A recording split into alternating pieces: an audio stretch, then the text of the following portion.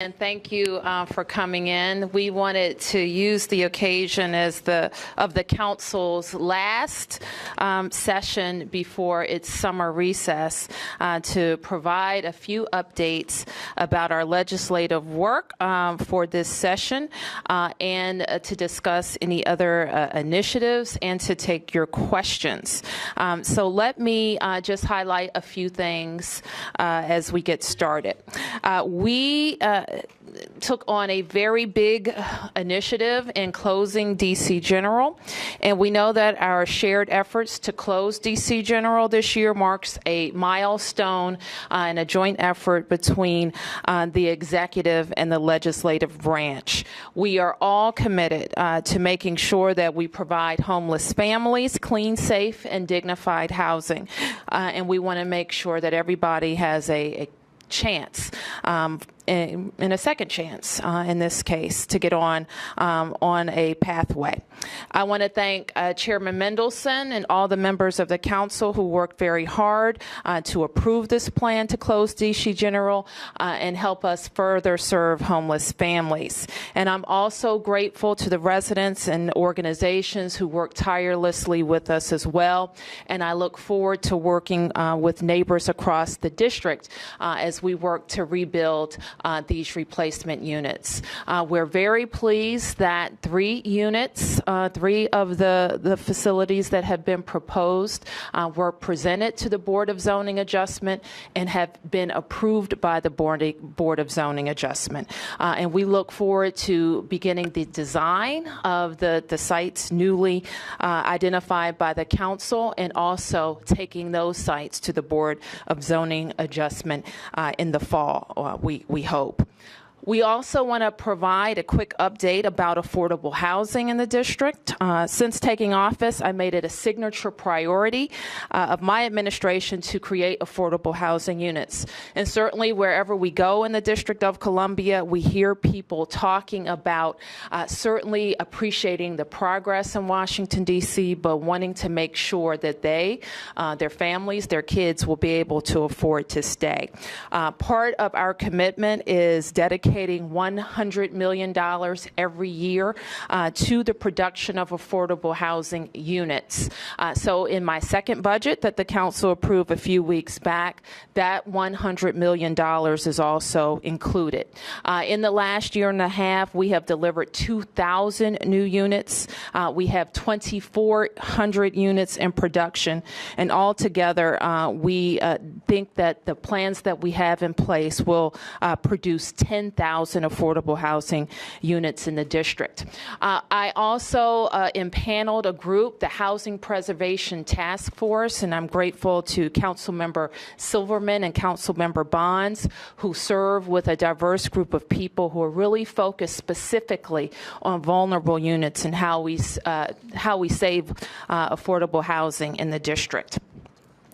We also spent a lot of time last fall talking about our Safer, Stronger initiative, where we presented a full suite of legislative initiatives to the council. We also presented a supplemental budget last fall that was funded by the council, which allows us to make some very significant investments in making the city safer. So the chief will have a little bit more to say when I conclude about where we are, the things that we still need to focus on specifically in our neighborhoods. One thing that was very key to our legislative package last year was the creation of a robust body-worn camera program for our force. MPD has deployed 1,200 body-worn cameras. By the end of the year, all of our approved body-worn cameras will be deployed across the district's 7 police districts, the police academy, as well as specialized units, the nightlife unit, narcotics unit, and the special investigations division. As you know, we have already made footage available publicly as it relates to the body-worn camera, and our police complaints board regularly reviews body-worn body-worn camera footage as part of their investigations. We also installed a rebate program to allow people and businesses to offset the cost of security cameras. We have seen a widespread demand for those security cameras. 433 rebates have been issued to residents, businesses, and nonprofits. 1,199 cameras have been installed already across the district's 7 police districts. And today, I introduced to the council 2 bills that will increase MPD staffing, our ability to recruit and retain officers. I want to thank Councilmember McDuffie for his support of elements of our Safer, Stronger plan, and certainly for his support of the things that we will do to help recruit officers by expanding our police cadet program so that people up to the age of 25 through age 24 will be able to participate in our police cadet program. This allows us to recruit more DC residents, and we're very excited about that. Later in the summer, in August, we will open our first public safety academy as part of the career academies, and it will open at Anacostia School. We have also submitted to the council a piece of legislation that will allow us to retain retirement-eligible detectives and lieutenants, and we look forward to the council's action on that. We're also very pleased this year to have expanded our summer youth employment program, also up to the age of 24, which allows 1,000 DC residents to have access to a job opportunity for the summer months. And we're grateful to the council for working with us to make this opportunity available for 2 years. Now, we are certainly going to be working with them to make that a permanent part of the program.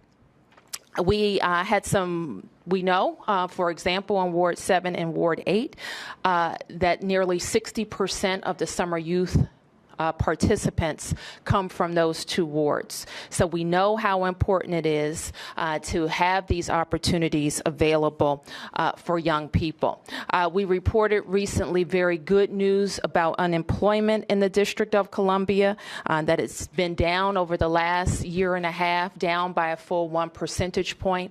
And in Wards 7 and 8, we have seen the numbers go down by 3 full percentage points. And so it's very significant for our city. Certainly still more work to do, and I know the Deputy Mayor for Greater Economic Opportunity is very focused on how we're reforming our Workforce Investment Council, moving the district away from a status that none of us were happy to inherit, but certainly very committed to changing with the Department of Labor.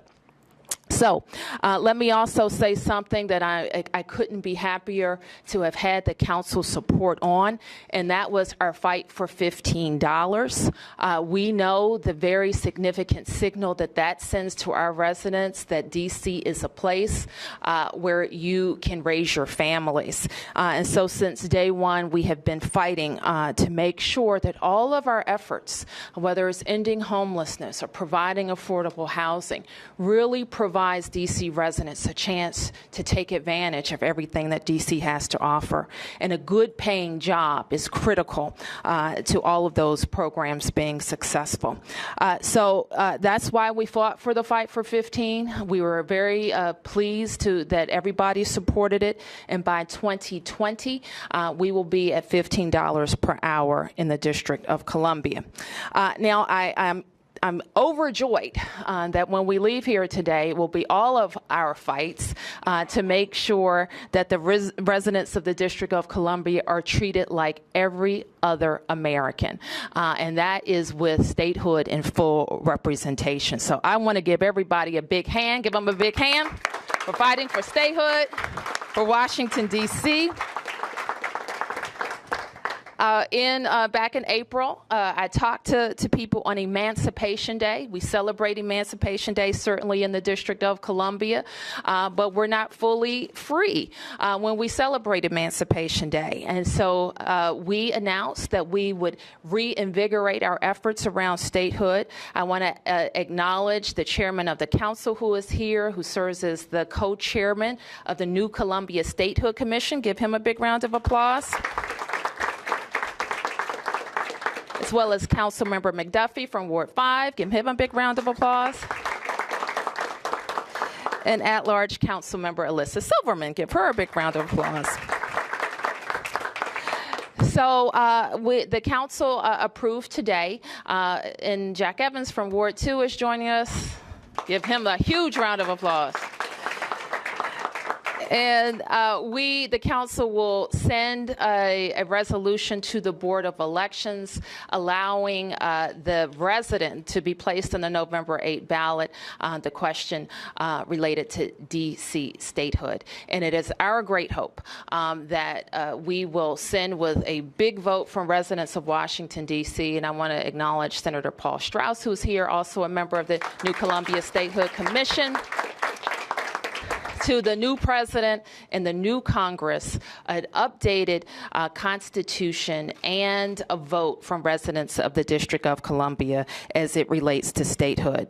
So I just really want to spend a moment thanking our team. We call it OFRA, but our Office of Federal and Regional Affairs, led by Beverly Perry, who is here, for all of their hard work. Give them a big round of applause. I want to thank all the residents and organizations who have participated.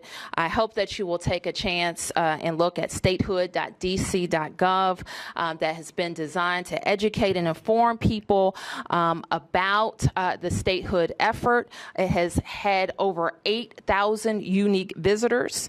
I hope that you will also take a look at the map developed by the Office of Planning that was presented to the Statehood Commission and at all of the community convenings.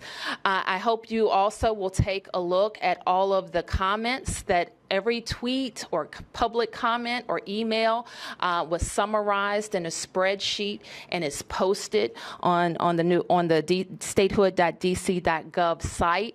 Also has some comments from the legal advisory team about the comments made.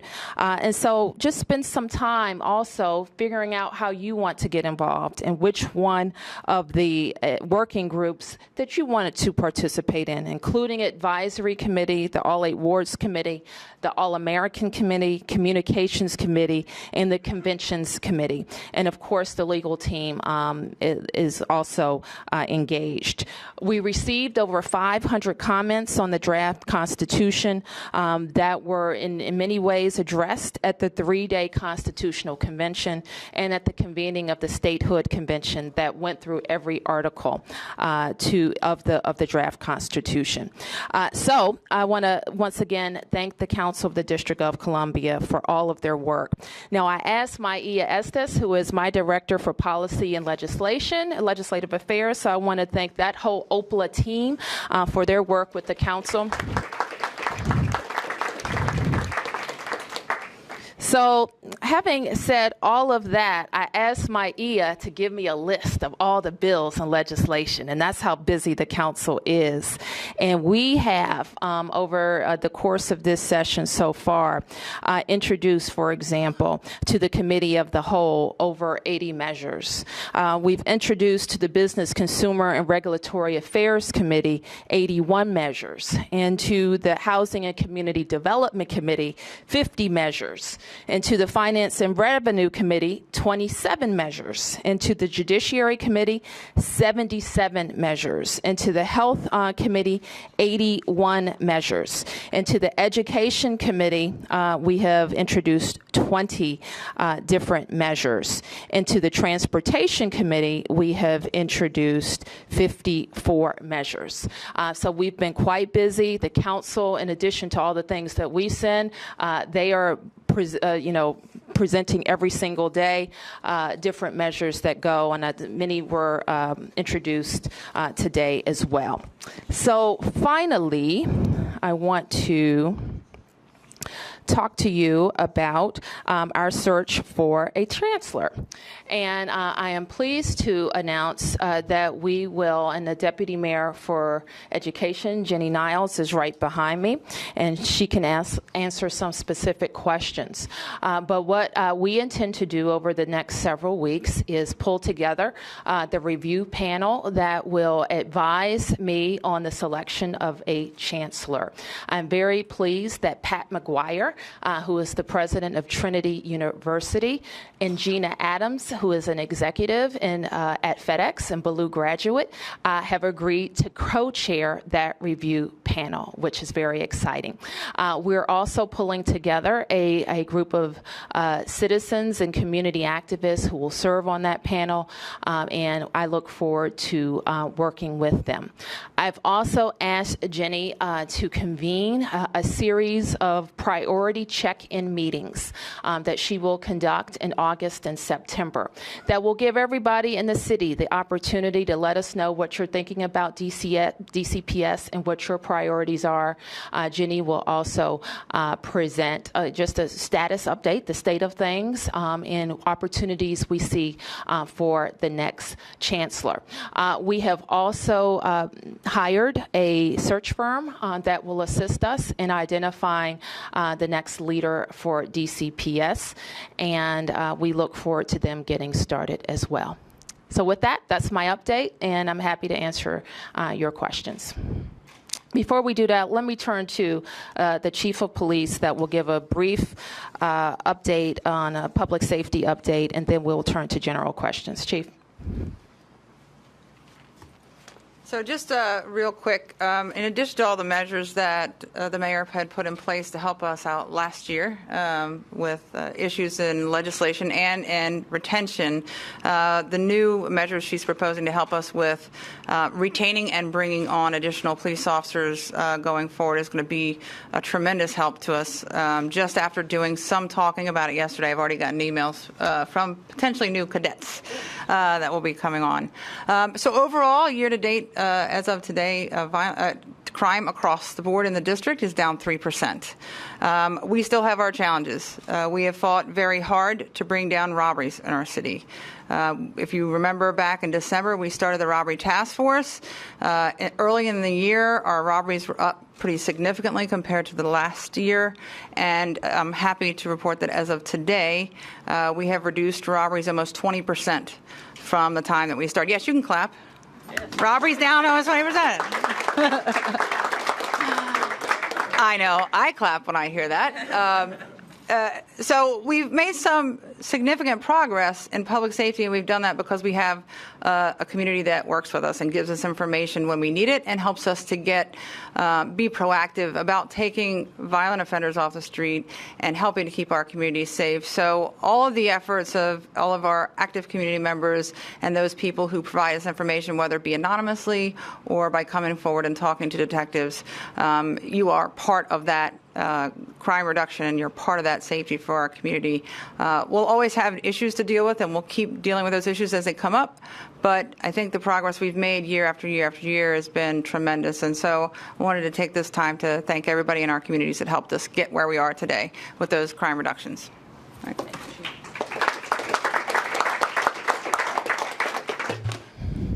Sam? Tell us more about this academy.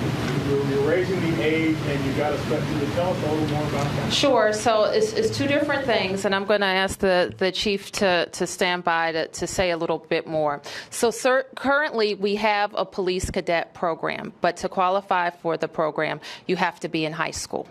And so the chief will identify students who want to participate. They can come on in the police department and work part-time while they go to UDC, which we cover, to get 60 credits, and while they get to be old enough to join the police department. You have to be 21 years old. So what the police and the other chiefs also encounter people all the time that want to join, and they're somewhere in the middle. And so if they've graduated from high school, they're over 18, but they cannot and generally they cannot find their way or they cannot afford to pay for school to get those 60 credits. So what we're going to do is open the age window. So if you're up through 24 years old, you can apply for the cadet program. You would be able to work 20 hours per week with the police department, learning and seeing and observing officers while you're going to school to get 60 credits. And then you would be able to join the police academy. So that's what we're asking the council to raise the age.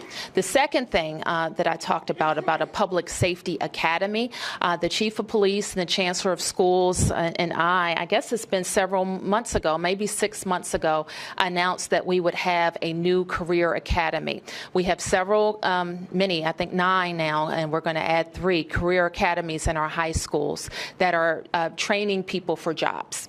And this one is going to be focused on public safety, and it will open this year at Anacostia High School. Ms. Brazil? Could you go back and elaborate a little bit more on the election process for a new chancellor?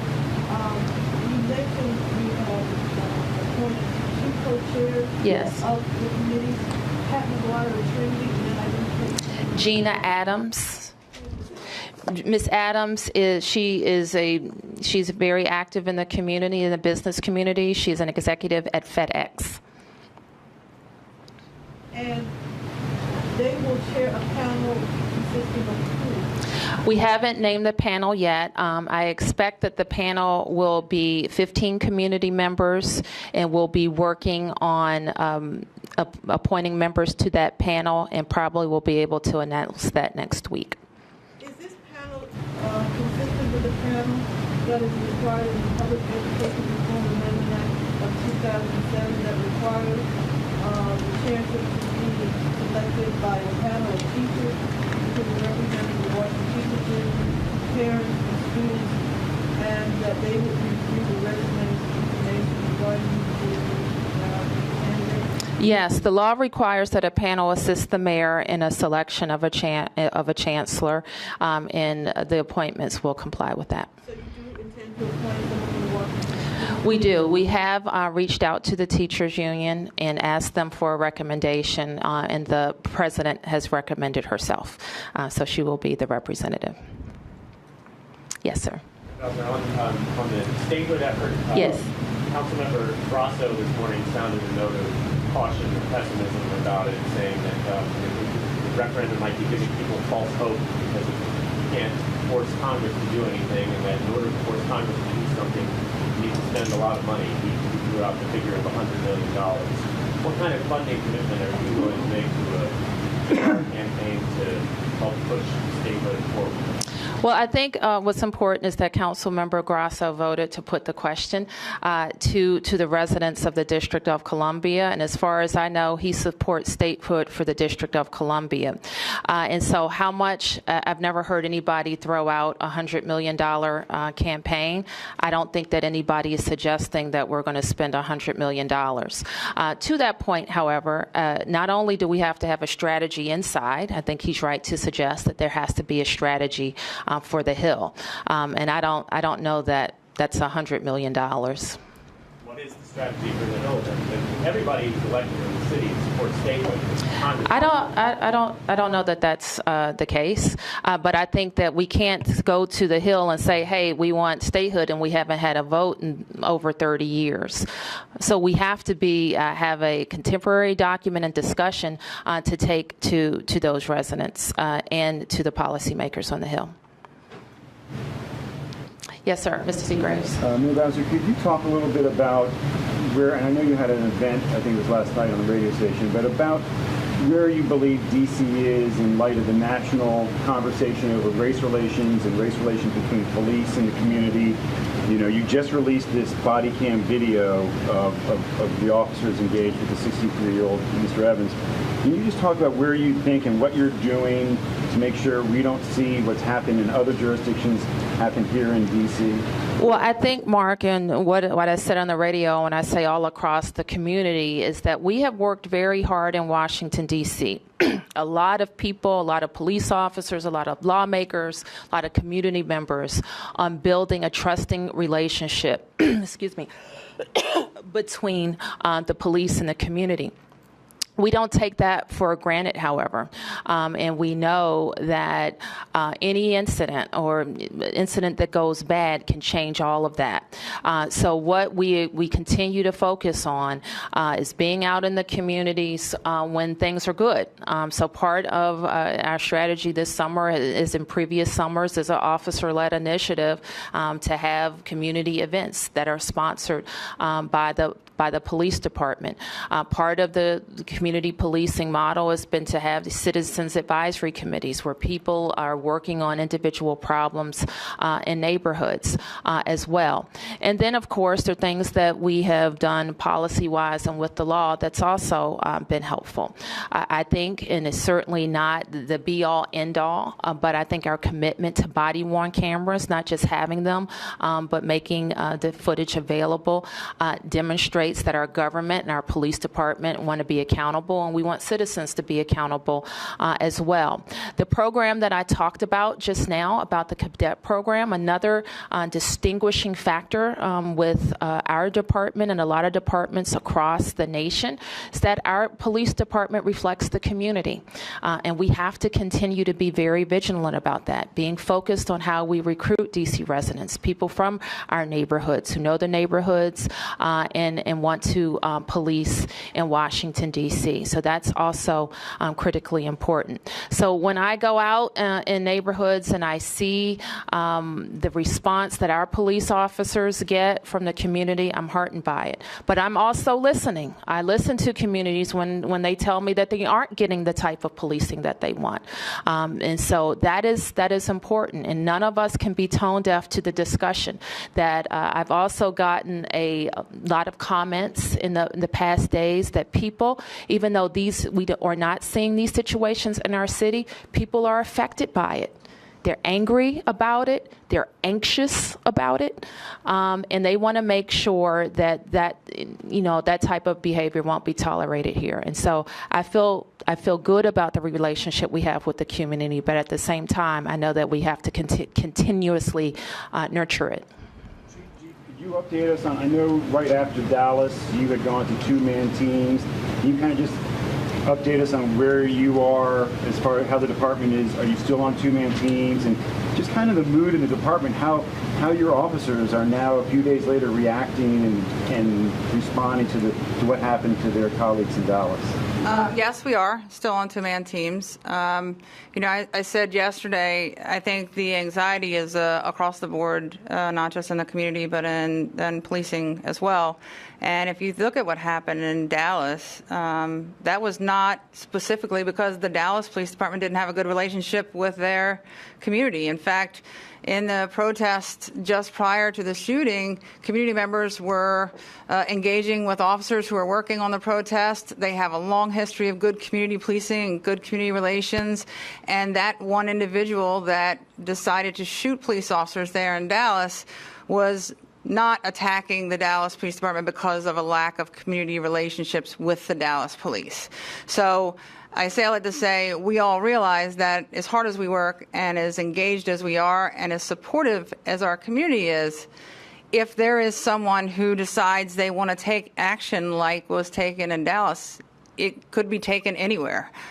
So we have to remain vigilant, and we have to make sure we maintain the efforts that we've had for many, many years. We have another Beat the Streets coming up this week. Some of our 8 years now doing community engagement programs and summer kids programs. We still do all those things. So we're not going to take that for granted. But, always we've got to stay vigilant and try and help the communities heal and get through this. And that includes our community. Chief, can you give an update on the officers who were shot at early this morning in Southeast Hampton murder investigation? So the update on the police-involved shooting last night. So the It is still very early on. I'll preface this with what we know right now, because obviously there's a lot of other things that we have to look at and get forensic evidence and all that back. But officers were responding to a sound of gunshots. It appears that those gunshots were a robbery in progress. So there were 4 victims who were robbed at gunpoint. During that robbery, the suspect fired a weapon. After that robbery, while the officers were responding to the area where the gunshots came from, that same suspect then, while armed, entered forcibly another SUV that was occupied by 5 other people at gunpoint, and gave commands to that driver of that car to take him somewhere else at gunpoint. As they started to leave, the officers responding to the sound of gunshots come in to the area, and they meet at that spot. Officers get out of the car and walk up towards the SUV, and the suspect in the SUV opens fire. The SUV then backs up a pretty good distance. The officers are now out of the car, had to take cover, and then the suspect shoots additional rounds at the officers, and they return fire. So right now, that appears to be the gist of how this all came about. We do have one person now that is in our custody and will be charged. That will be presented in court probably tomorrow morning. And the remainder of the people that we had on the scene last night appear to be victims of robbery.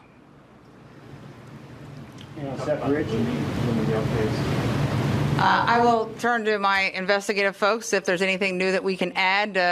Right now, we really have no new information. Anything you want to cover with this, Bob?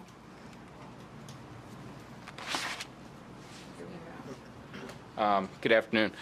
The only information that we do have that we would be seeking the assistance from the public, we do know that there were several males seen in the area in dark clothing prior to the time of the homicide. And anyone who would have any information regarding the possible identity of those males, they are individuals that we would like to speak with. We don't know if they have any involvement, if they may have any information at all regarding this incident, but our description is very generic, just young black males in dark clothing, 2, who were seen in the area. Any on cameras? Did they pick up anything at all? At this time, we're still in the process of going through video and looking for locations that may have video. At this time, we have nothing that we can release. Earlier today, Hillary Clinton mentioned this incident and used the term weapons of war on streets in America. Do you know what kind of weapon was used in this shooting? I'm not going to comment on the evidence, but we can determine what kind of weapon. Obviously, we recover the evidence and we send it off to DFS to have it analyzed. So we would have a good idea, in most cases, what kind of weapon is used. Mayor Bowser, can you comment on Secretary Clinton's comments about this incident? Nobody would know what type of weapon was used outside of our public safety agencies. I don't know what type of weapon was used. Yes, sir. Please identify yourself. Sure. Ron McDermott with the Washington Times. Yes.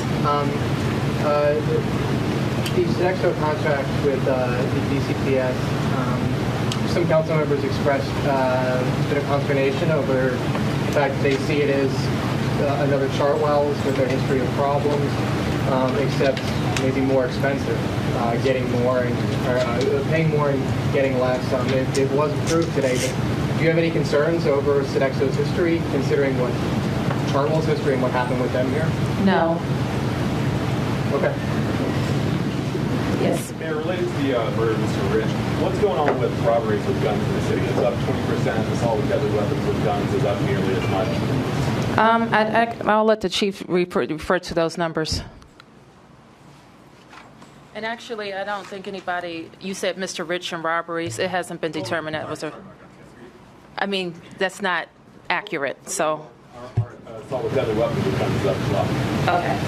So when you look at the crime of ADW gun, if I have even a BB gun and I point it in your direction, and you don't know what I have, or if I have a gun and I threaten you with that gun and no shots were ever fired, that's considered an assault with a deadly weapon.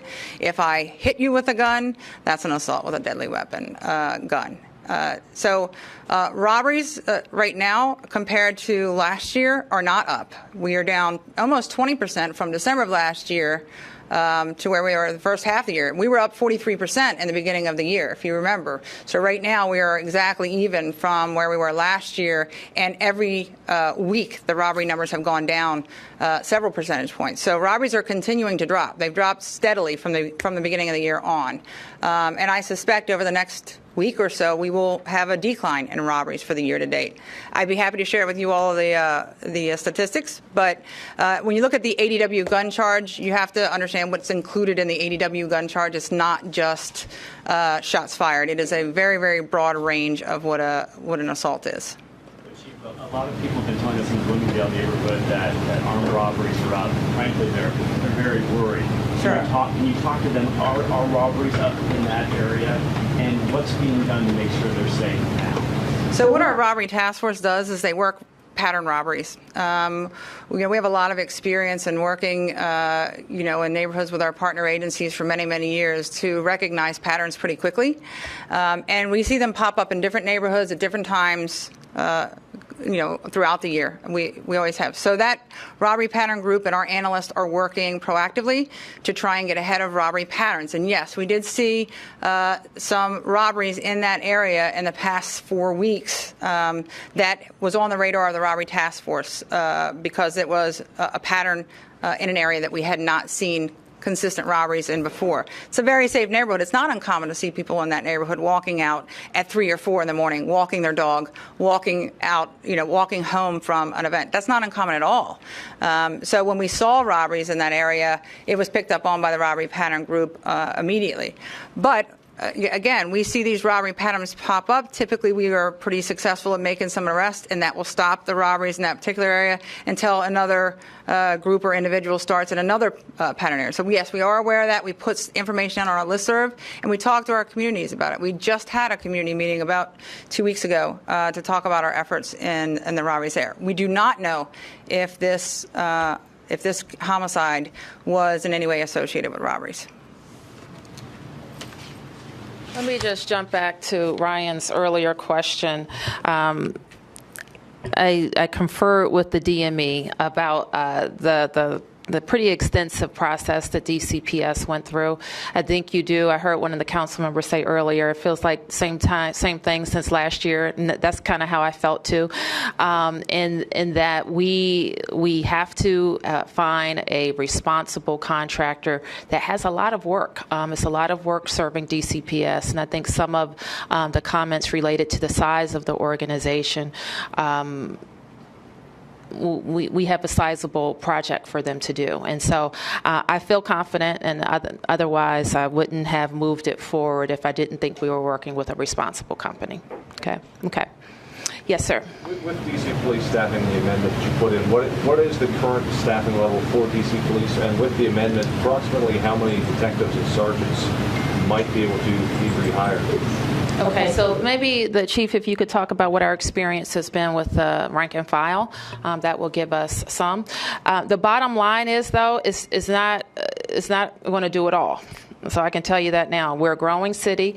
We need to be focused on hiring our officers. We're very committed to our standards, and we're not going to lower our standards, but we are committed to being very aggressive about recruiting and retaining officers. I'm thankful to the council for approving one of the measures that was in our Safer, Stronger supplemental last year that allowed us to add an incentive to keep officers by making a reimbursement for educational expenses, and I think a number of our officers have already taken advantage of that. So what you're seeing is that we're going to be continuing, and there may be some other things that we come back to in the fall to make sure that our benefits and our recruitment and retention package is robust. Chief.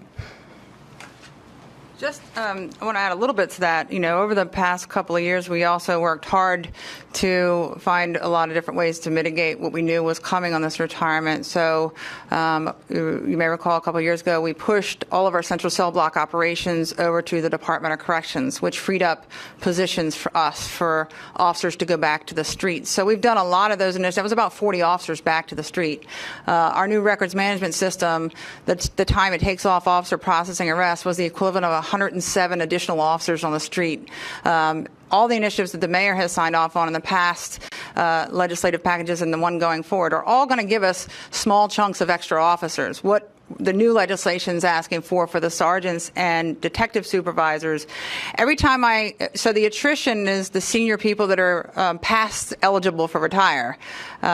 So when sergeants or frontline supervisors retire, we have to promote officers to make sergeants, so that takes officers off the street, right? So it makes sense that we make the same offer available for sergeants who are eligible to retire to also participate in the senior police program, to come back. And the way the legislation is written, it's kind of a sunset provision. So there'll be a period, I think, of 3 years where sergeants can also come back under that same senior police officer proposal, still entitled to the retirement, get a salary. It's to help continue that experience and keep those supervisors here.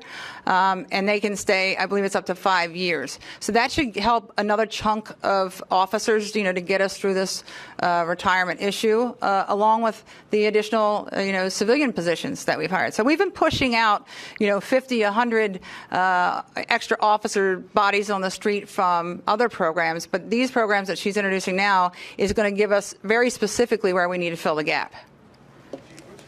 One officer. I'm sorry, 3750. And then can you tell me, in the past, how many cadets have actually turned into police officers? Do you have any kind of numbers on that? I have to have somebody give it to you for the time I'm sure we've been tracking since 2007, because when I took over as the chief, the cadet program had gone dormant. We brought it back. We started with 20 positions, I think, then we upped it to 30 positions, and now we get funding from the Police Foundation for 35 positions. We have 23 cadets right now. There's cadets that turn over into police officers through the academy. Every couple of months we'll see a class that has a couple of our cadets in it. So they're continuously turning over. What this legislation does on the cadet program, Mark, is it gives us the opportunity. I run into young people all the time who are 22 years old, that lifelong residents here. They're already out of high school and they want to work for the police department, but they can't afford the college credits. And nobody should be prohibited from being a police officer in their own city because they can't afford college. And so this legislation allows us to reach up to 24-year-olds, which is similar to the mayor's summer youth employment ages now, to get more of those cadets. So I think that's going to give us another big boost in filling those cadet program. And I've already had people in the community email me, so I know we're going to get a lot of takers on that one. Good. All right, let me just say a couple of things about, while we were talking a lot about public safety, I want to thank the chief and Chief Dean and his staff for the rollout of the third-party ambulance provider in the district. We are seeing definite improvements. AMR recently has increased its overall capacity by adding additional transport units, bringing their total to 30 additional ambulances in the street. We have also seen that this is allowing for improved training time for our staff. Key example of that is between the dates of February 12th and May 31st, we have been able to provide over 24,000 hours of training to our staff. So are there further questions? Yes. Follow up on your comments about third-party ambulance. Yes. And ask the chief about storage and secret regarding his suggestion about rather than an ambulance transporting you to the hospital, a user vehicle would. And is that something you can mayor have approved? No. What we are doing right now is exploring all of our options to deal with increased call volume and our capacity to deal with it. And so there are a lot of things that the fire department, fire and EMS will be looking at. First of all, how do we get people, if they don't really need to go to the hospital, to go where they need to go? If they don't really need to go in an ambulance, what type of vehicle can be used to get there? So we've made no decisions about what types of vehicles and where people can go if they don't need to go to the emergency room. But what we have now is a situation where our call volume, it goes up and up and up. And frankly, not every call needs an ambulance or needs a trip to the ER. So we're going to better serve all of our residents when we're able to figure that out. Part of my commitment to the council was that we're going to be working on how do we decrease demand for ambulance service. So promoting to our residents everything that's available to them, and that doesn't necessarily mean going by ambulance. Have you had your attorneys look at this issue in terms of the district's liability in terms of using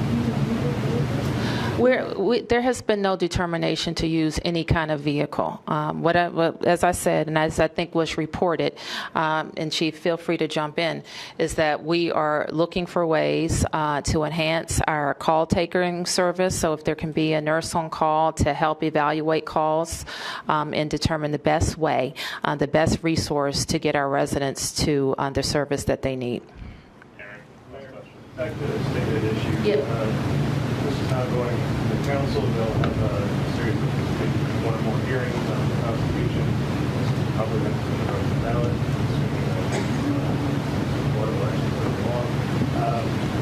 You can't assure what's going to happen to the council. Their review. Is there anything you really want them to include in the final version of the Constitution? And I think they want us to draw attention to just so we can get critical going.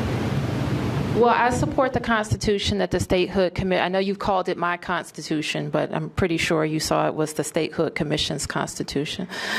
Right, Aaron? Yes, okay.